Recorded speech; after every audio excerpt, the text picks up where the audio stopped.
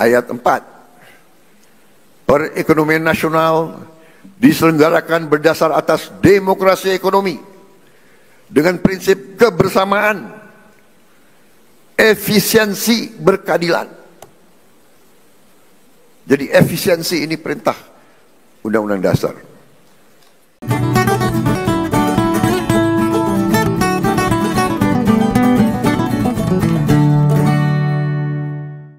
Ini kali ini Om Begawan pengen bicara ke para pendukung pemerintah, utamanya yang pada percaya kemampuan Pak Prabowo membenahi negara ini, biar makin baik.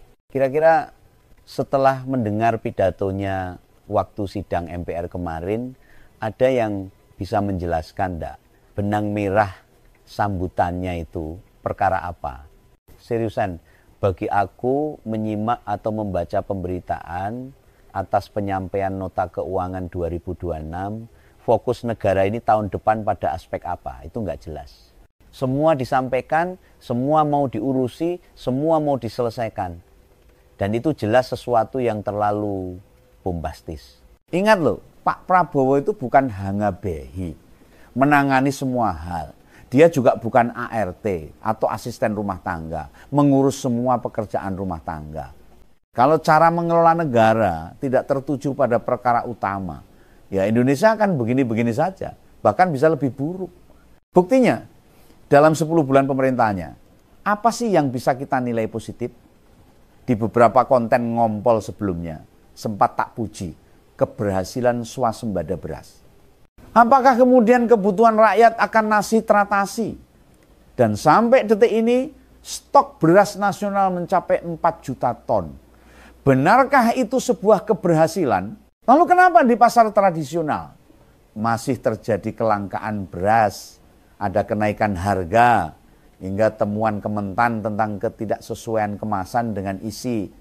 Masalah-masalah yang terjadi di negara ini terus-menerus berputar. Ya, soal penegakan hukum, ya korupsi, ya keracunan MBG, ya Kodes yang nggak jalan, ya pertumbuhan ekonomi, hampir di segala lini kehidupan rakyat. Kebijakan efisiensi anggaran rupanya tidak berdampak apapun, justru malah menyulitkan kehidupan rakyat. Melonjaknya tagihan PBB di lebih dari 5 wilayah mencerminkan kejumudan kepala daerah dalam mencari sumber-sumber pendapatan buat daerah. Adanya ketimpangan antara pendapatan dan belanja daerah membuat bupati dan wali kota nyari jalan pintas agar pemasukan daerah tidak berkurang. Jelas itu mencerminkan kekacauan pemerintahan. Bukan hanya dalam aspek koordinasi, aspek monitoring, tanggung jawab pusat ke daerah, hingga kapabilitas daerah dalam menjaga sehatnya APBD. Om Begawan tidak mau membahas perkara pakaian adat yang kini hilang dalam tradisi kepala negara saat tampil di sidang MPR. Itu bukan perkara penting bagi rakyat kebanyakan. Dan pidato presiden di hari Jumat, seperti yang biasa dilakukan oleh kepala negara, bicara apapun tapi dalam implementasinya nol. Meski ada klaim pertumbuhan ekonomi mencapai 12%, banyak ahli meragukan validitas datanya.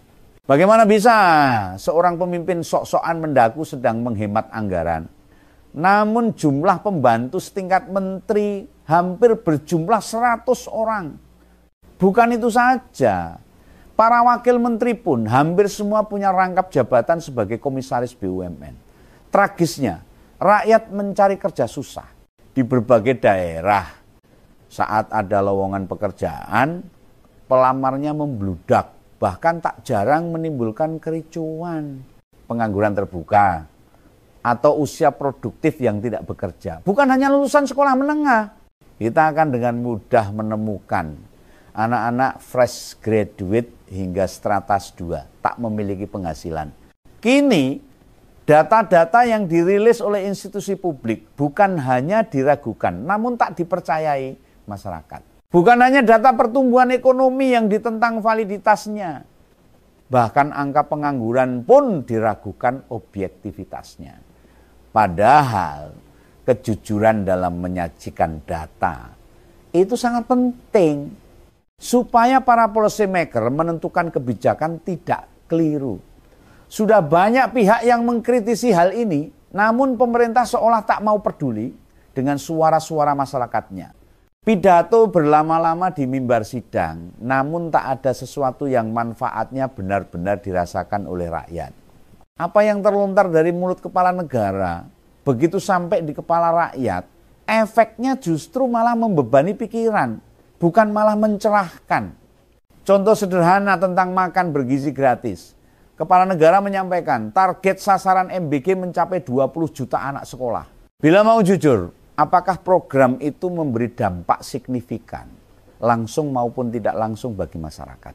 Jangankan dampak, Om Begawan sampai bosan ngebaca berulang kali terjadi kasus keracunan MBG. Bahkan hingga tanggal 14 Agustus, masih saja terjadi kasus yang sama. Berdasar pidato Pak Prabowo, tahun depan anggaran MBG akan ditingkatkan mencapai 335 triliun. Saat rakyat mendengar angka itu, apa yang kita rasakan? Nyesek sekali.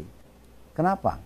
Ya karena anak-anak yang menerima program hanya sekedar kenyang saja. Apakah sudah pernah dilakukan evaluasi, terutama yang sejak Januari menerima MBG? Tingkat kesehatan dan kecerdasannya bertambah baik. Lalu dalam aspek dampak ekonomi, di wilayah-wilayah SPPG berdiri, atau dapur yang menyiapkan MBG, apakah di kawasan-kawasan itu terjadi pertumbuhan ekonomi lebih bagus dibandingkan sama kabupaten kota yang belum menjalankannya?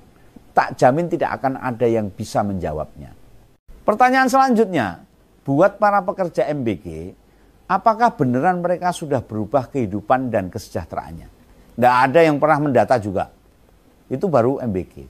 Coba kita cek tentang telah tuntasnya 81.000 koperasi desa merah putih. Dari segitu banyaknya yang sudah resmi berdiri, siapa yang percaya 1%-nya sudah beroperasi dengan normal? Percayalah, nggak ada yang bisa menjawab. Bahkan rata-rata penduduk kita, bila ditanya tentang Kopdes merah putih di desanya, bakalan menggeleng saja. Dan tahun depan masih ada program lain yang disiapkan sama Pak Prabowo, yakni Kampung Nelayan Merah Putih. Di pidatonya kemarin disampaikan bakalan ada 1.100 kampung nelayan yang dibangun dan dipinjami uang. Om Begawan merasa ini presiden apa sinterklas sih, kok kerjaannya bagi-bagi uang melulu. Yang juga mengerikan, katanya tahun depan efisiensi masih akan diberlakukan. Dan omongannya itu laksana suasana malam Jumat Kliwon, di mana kita lagi berdiri sendirian di tengah pemakaman umum. Horor dan menakutkan. Program-program yang dia inisiasi terbukti tidak memberikan dampak yang bermanfaat. Yang sampai sekarang itu rakyat merasanya kayak negara tanpa pemerintahan. Tidak semua yang dikatakan sama dirinya itu beneran dikerjakan. Tidak sedikit yang kontradiktif. Ya seperti tadi, tahun depan mau efisiensi, tetapi mau mendirikan 1.100 kampung nelayan.